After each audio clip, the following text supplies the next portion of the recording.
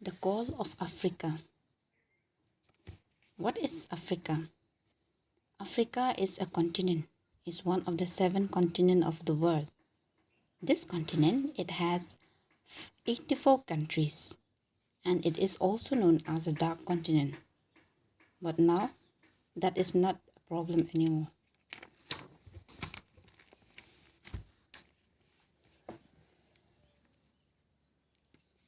So let's read this poem first. When you have acquired a taste for dust, the scent of our first rain, you're hooked for life on Africa, and you'll not be right again until you can watch the setting moon and hear the jackals bark and know they are around you waiting in the dark. When you long to see the elephants or hear the cockle's song, when the moonrise set your blood on fire, you've been away too long. It's time to cut the traces loose and let your heart go free beyond that far horizon where your spirit yearns to be. Africa is waiting. Come. Since you have touched the open sky and learned to love the rustling grass and the wild fish eagles cry, you'll always hunger for the bush, for the lion's rasping roar, to come at last beneath the stars and to be at peace once more. By C. Emily Dib. Who is this C. Emily Dib? C. Emily Dib is a Zimbabwean writer. That means she is from Zimbabwe. Zimbabwe, which is also one of the countries from Africa. So the Call of Africa was written by C. Emily Dib. This poem is an ode to Africa. So what is an ode? What is an ode? This poem is an ode to Africa. So what is an ode?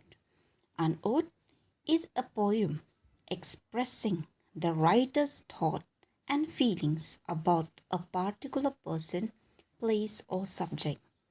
So in this poem, the poet expresses about the joys of living in the vibrant continents.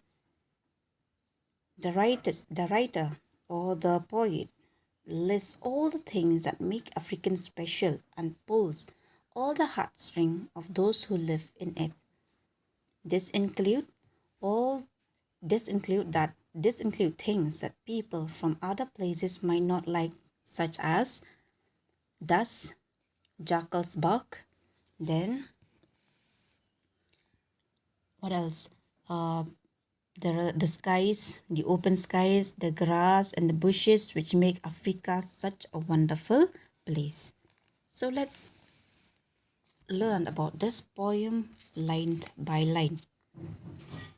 When you have acquired a taste for dust and the scent of our first rain, you're hooked for life on Africa, and you'll not be right again until you can watch the setting moon and hear the jackals bark and know they are around you waiting in the dark.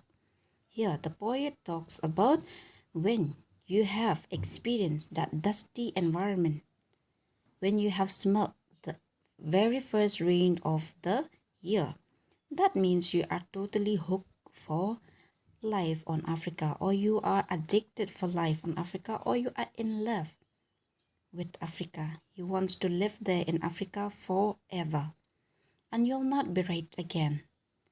That means you can't be there, especially for the one who have been there once, but now you'll not be right again. Maybe you can return back here. Okay, until you can watch the setting moon, you can be right back here until you watch the moon setting and hear the jackals bark, the jackals howling around you during nighttime, waiting in the dark. When you long to see the elephants, when you want to see the elephants, we know that in Africa, lots of elephants are there. Wildlife are there. Or hear the cockle songs. What is the cockle? Cockle is a bird, belong to a cuckoo family. So when you want to see the elephant, when you want to hear the cockle song, when the moonrise sets your blood on fire, and when you see the moon rise, that time, that moonrise sets your blood on fire. That means makes you want to go back to the place where you have been before. That means you have been away too long. In this time, when you want to see the elephant, you want to hear this cockle song, and when you see the moonrise, and that moonrise makes you realize that you've been away for many years from the place where you love. So here, it's time to cut the traces loose and let your heart go free. Here, it's time to cut the traces loose. Here the poet talks about the one who have been there in Africa once. So she said, it's time to cut the traces loose. That means it's time to go back, to cut those traces again, to go back to the same place and let your heart go free. The poet here says that I know that you really wants to go back to Africa. You wants to visit Africa again. And so what you are waiting for, it's time to cut the traces loose and let your heart go free. Free your heart. Free your heart. Don't let any restriction bound you. Just free your heart and do what you want to do. Beyond that far horizon, go far away from your places where your spirit yearns to be, where your heart wants to be. Because Africa is still waiting. Africa is still welcoming you. Africa is waiting. Come. Since you have touched the open sky and learned to love the rustling grass and the wild fish eagles cry, you'll always hunger for the bush. Since you have touched the open sky means since you have experienced that life there in Africa and you have loved that rustling grass. What is that rustling grass? The grass when it dries or when it is died and dried. When you walk on the grass, what sound you will hear? That soft cracking sound of the grass. And the wild fish eagles cry. There in Africa you have learned, you have loved, you have heard that eagles cry. And when you are there, you will always hunger for the bush. You'll always want to be amidst the bush. That means in the forest, for the lions rasping roar, to hear the lions roaring, no? You want to hear the sound of a lion's roaring. And when you are there, you want to calm at last beneath the star. You want to calm in the open sky and to be at peace once more. To calm in the open sky means to go for camping there in Africa. You know camping. When people go for camping, what they are doing, they are go away from the city and make a tent and live there and stay there for a night or two or 1 week.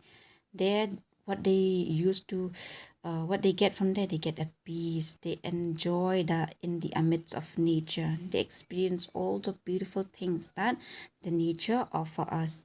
So here it says to come at last beneath the stars and to be at peace once more, to be there in the midst of nature, to come there, to camp, to camp there in the nature and to be at peace once more. Once you are in the forest, once you are in the far away places from the city, what you will experience, it is peace, silence amidst of nature, and you are free from all those hustle bustle of the city life.